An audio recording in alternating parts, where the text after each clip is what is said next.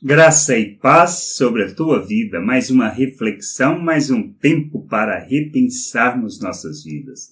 Não podemos cobiçar as coisas más. O que isso quer dizer? Não podemos viver segundo o pensamento natural, buscando os nossos interesses, vivendo como uma pessoa que não conhece a Deus, que não experimentou da sua salvação e não teve a oportunidade de submeter a Cristo. Por isso, precisamos entender o nosso papel, a nossa vida, o nosso propósito, o nosso chamado, de maneira que a gente o cumpra, revelando o Pai ao mundo.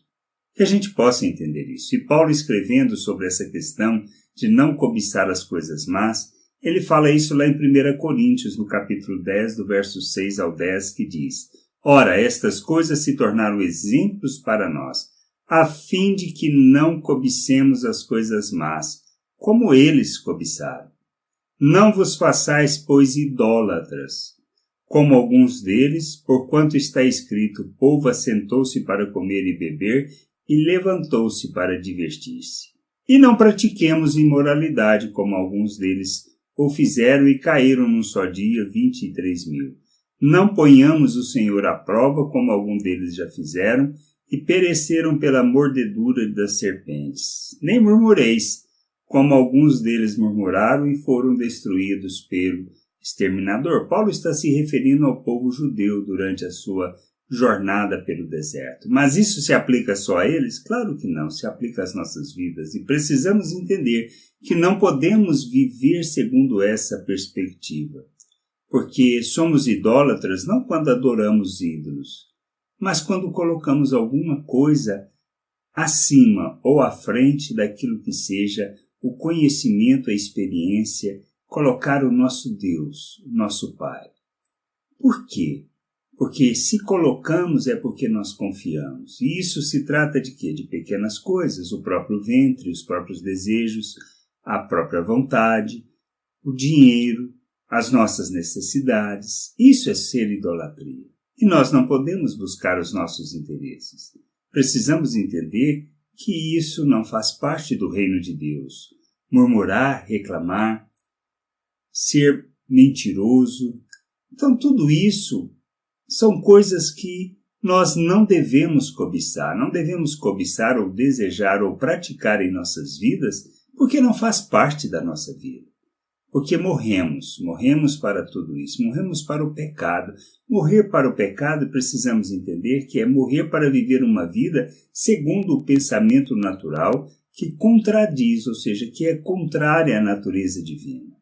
Nós recebemos um novo coração, recebemos da vida de Deus, recebemos do conhecimento de Deus e precisamos avançar neste conhecimento, precisamos buscar nas Escrituras o entendimento da vontade do Pai e sermos um modelo, um exemplo para que outras pessoas possam conhecer.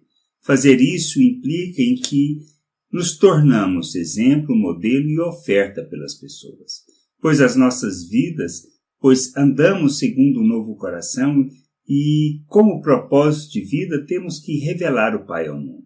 E revelar o Pai é fazer as obras que Cristo realizou, pois as obras que Ele realizou revelam o Pai. E nós precisamos entender isso. Vivemos para revelar o Pai ao mundo. Não temos outra alternativa. Não temos outra maneira de viver. Tudo o que fizermos, como fizermos, a nossa correria no sentido de, ou carreira no sentido de alcançar a Cristo, não é para alcançá-lo, mas é para alcançar a plenitude da expressão daquilo que Ele é e da obra de Deus em nossas vidas. Pois o Pai nos fez a imagem do Filho, para quê? Para que cumpríssemos a missão que Ele nos deu. E temos que revelar o Pai ao mundo. Fomos chamados para sermos santos. E sendo santo, nós revelamos o Pai ao mundo. Mas santo no procedimento, não santo para entrar e acessar a presença de Deus, pois isso nós não merecemos. Nós temos acesso à presença de Deus porque Cristo fez a obra em nosso favor. Ele se ofertou. Naquela cruz, Ele nos justificou, derramou o seu sangue para que nós, pelo seu sangue, pudéssemos ser santificados, purificados, irrepreensíveis diante da presença de Deus. E quem nos apresenta é Cristo com sua obra realizada na cruz.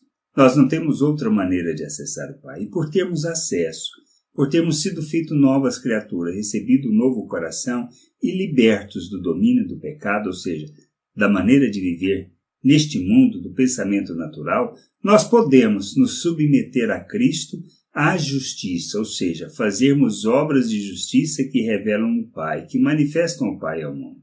Por isso não podemos cobiçar as coisas más deste mundo. E nada que faz parte deste mundo pode fazer parte da nossa vida. Por quê? Porque somos cidadãos do reino. Nós somos um reino de sacerdotes, uma nação santa, um povo de propriedade exclusiva de Deus, que tem o propósito de proclamar as suas virtudes. Precisamos entender isso. Por isso fomos libertos para não vivermos segundo o pensamento natural, não cobiçando as coisas dessa vida. Usamos deste mundo, mas não podemos ser escravos dos desejos naturais. Por isso, precisamos seguir o modelo de Cristo. Na realidade, negando a nós mesmos, tomando a nossa cruz e imitando a Cristo em todas as coisas. Que a gente possa aprender isso, compreender estas coisas e nos submetermos à vontade do Pai, fazendo da nossa vida a verdadeira oferta, a oferta que o revela e que o glorifica diante das pessoas. Pois somos o sal da terra, a luz do mundo, e por sermos a luz do mundo, praticamos obras que revelam e que glorificam o Pai. Que a gente possa entender isso, fazer da nossa vida essa oferta. Graça e paz sobre a tua vida. Amém.